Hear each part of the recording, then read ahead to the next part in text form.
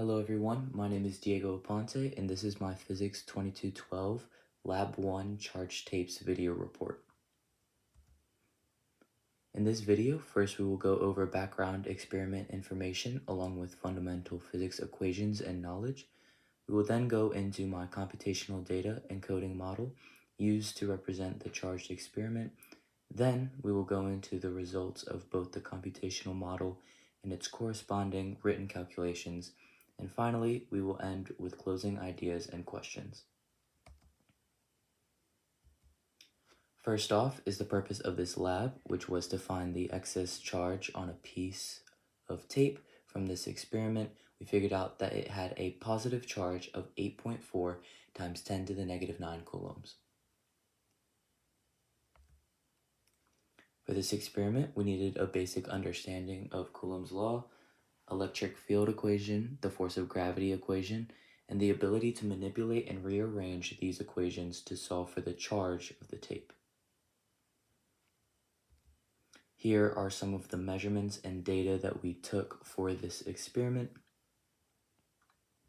And now I'm going to go into the coding portion of the lab. For my code, using the known formulas discussed before, along with the idea that the gravitational and electric force are equal, I created a function that would use the known constants and enter distance to calculate both the electric field as well as the force of gravity to finally calculate the charge of the tape. The two tapes are represented by the two spheres, with the top tape having two arrows, the top one representing the electrical force and the bottom one representing the gravitational force. The code also outputs the shown variables, including electric force and the charge on the tape.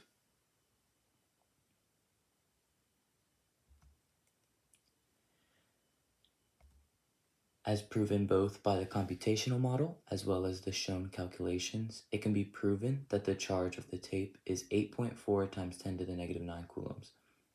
For this calculation, we assume that both tapes have the same net charge, which makes sense because they were both charged in the exact same way. We also assumed that its charges are located at a single point at the center of the tape. The charge was seen to be positive as it attracted a negatively charged pen that was rubbed against cloth. Additional information found from the lab include the number of atoms, along with the number of electrons to find the number of atoms. We took the area of the tape, along with the approximate area of one atom, and divided the two to find the total number of atoms in this experiment. We found that for the number of atoms, there were approximately 3.1 times 10 to the 17. Similarly, to find the number of electrons, we took the total charge of the tape divided by the individual charge of an electron to find the total number of electrons in this experiment. We found that there were approximately 5.25 times 10 to the 10th electrons. For the first what-if questions, if electrons had a positive charge and protons had a negative charge, what would change about the observations you made with your tapes and other charged objects?